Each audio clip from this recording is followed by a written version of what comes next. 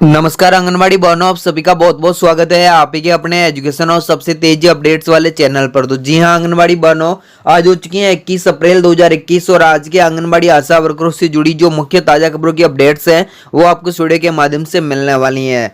तो दोस्तों आज की वीडियो बहुत ही महत्वपूर्ण बनने वाली है, तो वीडियो को अंत तक जरूर देखते रहिएगा। जी हाँ आंगनबाड़ी बहनों, आपको मिलेगा रुका हुआ मानदेय, साथ ही दोस्तों आपको मिलेगा नियमितीकरण प्लस जो है सरकारी कर्मचारी का भी दर्जा। तो चलिए फ्रेंड जान लेते हैं पूरी अपडेट्स। तो जैसा कि दोस्तों स्क्रीन पर आप देख सकते हो, सबसे पहली खबर यहां पर अब निकल के आ रही दोस्तों पंजाब के गुरदासपुर से है।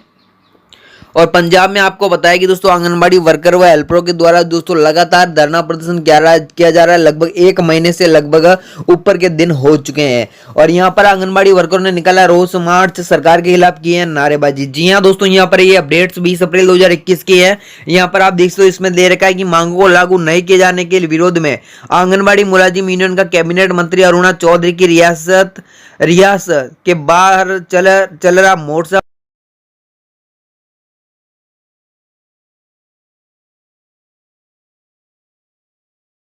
वर्करों ने शहर में रोज मार्च निकाला और कैप्टन सरकार के खिलाफ नारेबाजी भी की गई है। और नेक्स्ट जो अपडेट दोस्तों यहाँ पर आप देखो हरियाणा के बहादुरगढ़ से हैं कि आंगनबाड़ी वर्करों ने बकाया वेतन को लेकर एसडीएम को सौंपा है ज्ञापन। इस फोटो में भी आप देख सकते हो कि आंगनबाड़ी वर्करों द्वारा एसडीएम को ज्ञापन सौंपते हुए अपडेट दोस्तों यहाँ पर आप देख सकते हो बहादुरगढ़ शहर से क्षेत्र से जुड़ी आंगनबाड़ी वर्करों व हेल्परों ने प्रदर्शन करते हुए एसडीएम हितेंद्र कुमार को ज्ञापन सौंपा और फोटो यहाँ पर आप देख सकते हो इस न्यूज में मैंने बता दिया है। और 7 माह से वेतन न मिलने के लेकर आंगनबाड़ी वर्कर व हेल्पर काफी परेशान है। महंगाई के इस दौर में समय पर वेतन न मिलने से उनके समक्ष परिवार का गुजारा चलाना मुश्किल हो गया है और इसी को लेकर बहादुरगढ़ शहरी क्षेत्र से जुड़ी आंगनबाड़ी वर्कर व हेल्परों ने प्रदर्शन करते हुए एसडीएम ने हितेंद्र कुमार को ज्ञापन भी सौंपा है। और नेक्स्ट जो अपडेट दोस्तों स्क्रीन पर आप देख सकते हो झारखंड के साहिबगंज से हैं। आंगनबाड़ी केंद्र भी बंद, मेला व प्रदर्शनी पर रोक। जी हां दोस्तों, यहाँ पर आप देख सकते हो बहुत ही जरूरी अपडेट्स।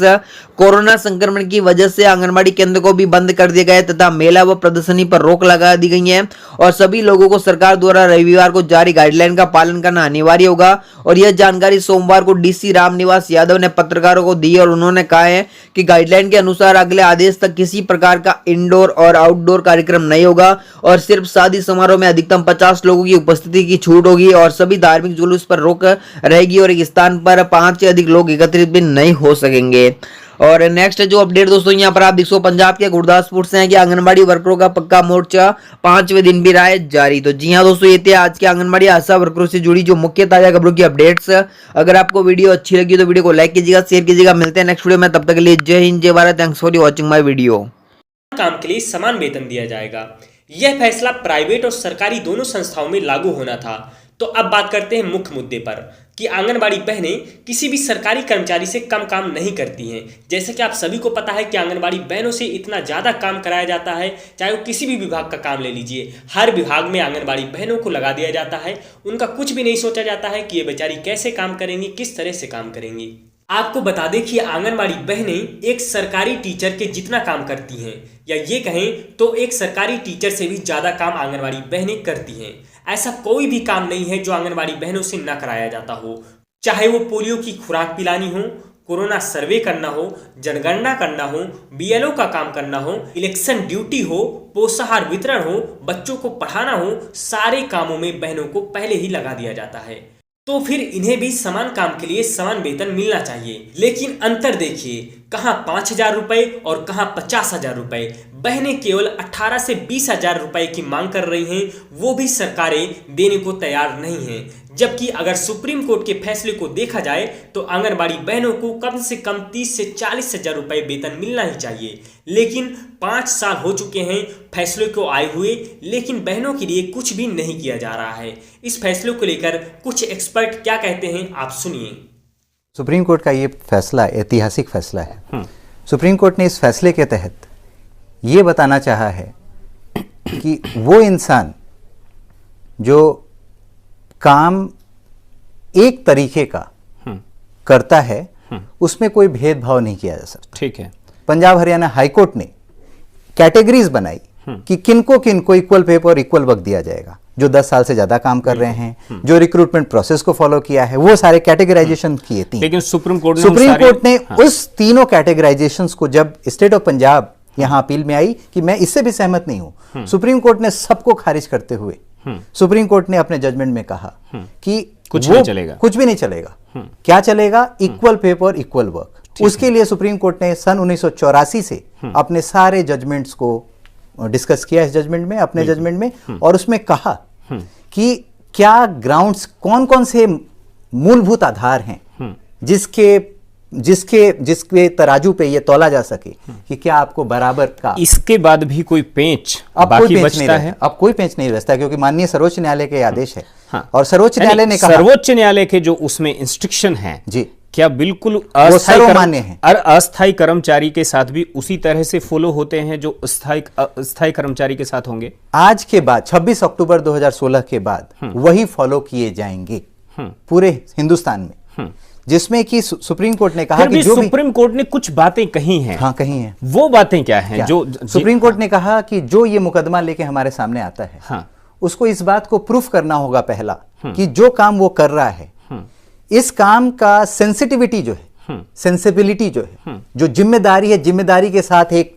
आपके पास वो नजाकत होनी चाहिए, समझ की। हाँ। जो सरकारी कर्मचारी कर रहे हैं, मैं भी वही कर रहा हूं। मैं भी एक मूलभूत बात कहना चाहता हूं। जी, जी। मेरा कहना यह है कि जब समान काम के लिए समान वेतन की घोषणा कर दी गई, जी, तो फिर अस्थायी कर्मचारी जैसा शब्द ही क्यों बचता है? तो मुझे लगता है सबसे ज्यादा कोई वर्ग खुश है तो वो टीचर वर्ग खुश है। अच्छा। क्योंकि सबसे ज्यादा शोषण का, आप जर्नलिज्म की बात कर रहे हैं, वो ये तो आप और हम जानते हैं कि हम अपने प्रोफेशन में काम कर रहे हैं, वो सबसे ज्यादा परेशान वर्ग था, क्योंकि सबसे ज्यादा जॉब सबलेट होती है या शोषण। आप देखिए 3-3, 4-4, 5-5 हजार में टीचर पढ़ाते रहते हैं, उनको कोई ग्रेड नहीं मिलता। अब उनको ग्रेड मिलना उनके लिए सबसे ज्यादा खुशी की बात आई है। बाकी अब जो इसमें भी जो ऑर्डर हुआ है, एज पर रूल तो गवर्नमेंट को रूल बनाने पड़ेंगे। जजमेंट के बाद इसको इम्प्लीमेंट करने के लिए सरकारी संस्थानों में हम तो एक स्टेप आगे की बात कहेंगे कि जजमेंट सुप्रीम कोर्ट ने दे दिया है, एक नजीर दे दी है, अब सरकारों को आगे आके इसके रूल बनाने पड़ेंगे और इम्प्लीमेंट करना अच्छा पड़ेगा। हो कि एम्प्लॉय कोर्ट में जाएं, उससे अच्छा है कि जो सिस्टम है, संस्थान है, वो अपने आप से चेतें और उसको जो है लागू करें। हाँ, इन जजमेंट के में अवेयरनेस लाई जाए लोगों में कि ये जजमेंट आ गया है, और अगर आप बराबर का काम कर रहे हैं तो ये नहीं होगा कि आपको 25,000 और फुल वेजेस वाले को 50,000 मिल रहे हैं। आपको भी 50,000 मिलेंगे, भले ही आप एडहॉक हो, अस्थायी कर्मचारी, क्योंकि स्थायी तो फिर बहुत सारा प्रोसेस होता है कि पोस्ट खाली थी कि नहीं थी, कितने पोस्ट क्रिएट हुए थे, उसका प्रोसीजर अलग होता है। लेकिन अगर आप अस्थायी भी हैं तो भी आपको वेतन, जैसे रिटायरी की ही बात ले लीजिए, यहाँ बहनों को 60 वर्ष में ही बिना किसी फंड और पेंशन के रिटायर किया जा रहा है। आप सोचिए कि 1975 में आंगनवाड़ी की शुरुआत हुई थी, उस वक्त उन्हें 100 रुपए मिलते थे, लेकिन 35 साल बीत जाने के बाद भी उन्हें सिर्फ 5,000 ही मिल रहे हैं। लेकिन अगर अन्य कर्मचारियों की बात की जाए तो 100 रुपए प्रति महीना पाने वाले कर्मचारी आज 50,000 रुपए प्रति महीना उठा रहे हैं। एक सफाई कर्मचारी भी आज 25,000 रुपए पाता है। शिक्षा मित्र आप सभी जानते हैं कि 3500 में लगे थे और आज उन्हें 10,000 रुपए मिलते हैं। तो सिर्फ आंगनबाड़ी बहनों के साथ ही इतनी नाइंसाफी क्यों की जाती है? एक तरफ सरकारी दावा करती हैं कि वे सुप्रीम कोर्ट के फैसले का सम्मान करती हैं, और एक तरफ बहनों के साथ अन्याय करके सुप्रीम कोर्ट के फैसले का ही अपमान क्यों किया जाता है? हम अपने चैनल के माध्यम से देश के विभिन्न राज्यों की जो सरकारें हैं उनसे अपील करना चाहते हैं कि आंगनबाड़ी बहनों को न्याय मिलना चाहिए, सुप्रीम कोर्ट के फैसले का सम्मान होना चाहिए, और बहनों को कम से कम 20 से 25,000 रुपए मानदेय की जगह वेतन दिया जाना चाहिए। आपको सुप्रीम कोर्ट का यह फैसला कैसा लगा, हमें कमेंट करके जरूर बताइए। अगर आप सुप्रीम कोर्ट के इस फैसले से सहमत हैं तो वीडियो में एस लिखें और वीडियो को लाइक और शेयर जरूर करें। तो आपसे मिलेंगे अपने नेक्स्ट वीडियो में, तब तक के लिए नमस्कार, जय हिंद। काम के लिए समान वेतन दिया जाएगा, यह फैसला प्राइवेट और सरकारी दोनों संस्थाओं में लागू होना था। तो अब बात करते हैं मुख्य मुद्दे पर कि आंगनबाड़ी बहनें किसी भी सरकारी कर्मचारी से कम काम नहीं करती हैं। जैसे कि आप सभी को पता है कि आंगनबाड़ी बहनों से इतना ज़्यादा काम कराया जाता है, चाहे वो किसी भी विभाग का काम ले लीजिए, हर विभाग में आंगनबाड़ी बहनों को लगा दिया जाता है। उनका कुछ भी नहीं सोचा जाता है कि ये बेचारी कैसे काम करेंगी, किस तरह से काम करेंगी। आपको बता दें कि आंगनबाड़ी बहनें एक सरकारी टीचर के जितना काम करती हैं, या ये कहें तो एक सरकारी टीचर से भी ज़्यादा काम आंगनबाड़ी बहनें करती हैं। ऐसा कोई भी काम नहीं है जो आंगनबाड़ी बहनों से न कराया जाता हो। चाहे वो पोलियो की खुराक पिलानी हो, कोरोना सर्वे करना हो, जनगणना करना हो, बीएलओ का काम करना हो, इलेक्शन ड्यूटी हो, पोषाहार वितरण हो, बच्चों को पढ़ाना हो, सारे कामों में बहनों को पहले ही लगा दिया जाता है।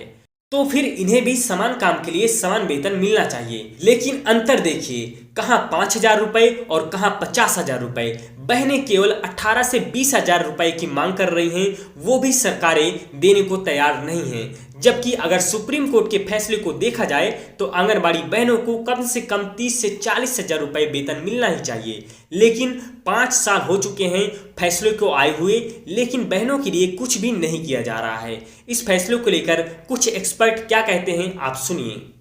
सुप्रीम कोर्ट का ये फैसला ऐतिहासिक फैसला है। सुप्रीम कोर्ट ने इस फैसले के तहत ये बताना चाहा है कि वो इंसान जो काम एक तरीके का करता है उसमें कोई भेदभाव नहीं किया जा सकता। ठीक है। पंजाब हरियाणा हाईकोर्ट ने कैटेगरीज बनाई कि किनको इक्वल पे और इक्वल वक्त दिया जाएगा। जो 10 साल से ज्यादा काम कर रहे हैं, जो रिक्रूटमेंट प्रोसेस को फॉलो किया है, वो सारे कैटेगराइजेशन किए थी। लेकिन सुप्रीम कोर्ट ने उस तीनों कैटेगराइजेशंस को, जब स्टेट ऑफ पंजाब यहां अपील में आई कि मैं इससे भी सहमत नहीं हूं, सुप्रीम कोर्ट ने सबको खारिज करते हुए सुप्रीम कोर्ट ने अपने जजमेंट में कहा कि कुछ नहीं चलेगा, कुछ भी नहीं चलेगा। क्या चलेगा? इक्वल पे और इक्वल वर्क। उसके लिए सुप्रीम कोर्ट ने सन 1984 से अपने सारे जजमेंट्स को डिस्कस किया इस जजमेंट में, अपने जजमेंट में, और उसमें कहा कि क्या ग्राउंड्स, कौन कौन से मूलभूत आधार हैं जिसके तराजू पे ये तौला जा सके कि क्या आपको बराबर का। इसके बाद भी कोई पेंच अब बाकी कोई पेंच बचता नहीं है? रहता। अब कोई पेंच नहीं बचता, क्योंकि माननीय सर्वोच्च न्यायालय के आदेश है। हाँ। और सर्वोच्च न्यायालय ने कहा, सर्वोच्च न्यायालय के जो उसमें इंस्ट्रक्शन है जी, क्या बिल्कुल सर्वमान्य है। अस्थायी कर्मचारी के साथ भी उसी तरह से फॉलो होते हैं जो स्थायी कर्मचारी के साथ होंगे? आज के बाद 26 अक्टूबर 2016 के बाद वही फॉलो किए जाएंगे पूरे हिंदुस्तान में, जिसमें कि सुप्रीम कोर्ट ने कहा कि जो सुप्रीम कोर्ट ने कुछ बातें कही हैं। हाँ, कही हैं। वो बातें क्या हैं? जो सुप्रीम कोर्ट ने कहा कि जो ये मुकदमा लेके हमारे सामने आता है, हाँ, उसको इस बात को प्रूफ करना होगा पहला कि जो काम वो कर रहा है, इस काम का सेंसिटिविटी जो है, सेंसिबिलिटी जो है, जो जिम्मेदारी है, जिम्मेदारी के साथ एक आपके पास वो नजाकत होनी चाहिए, समझ की। हाँ। जो सरकारी कर्मचारी कर रहे हैं, मैं भी वही कर रहा हूं। मैं भी एक मूलभूत बात कहना चाहता हूं। जी जी। मेरा कहना यह है कि जब समान काम के लिए समान वेतन की घोषणा कर दी गई जी, तो फिर अस्थायी कर्मचारी जैसा शब्द ही क्यों बचता है? तो मुझे लगता है सबसे ज्यादा कोई वर्ग खुश है तो वो टीचर वर्ग खुश है। क्योंकि सबसे ज्यादा शोषण का, आप जर्नलिज्म की बात कर रहे हैं, वो ये तो आप और हम जानते हैं कि हम अपने प्रोफेशन में काम कर रहे हैं, वो सबसे ज्यादा परेशान वर्ग था, क्योंकि सबसे ज्यादा जॉब सबलेट होती है।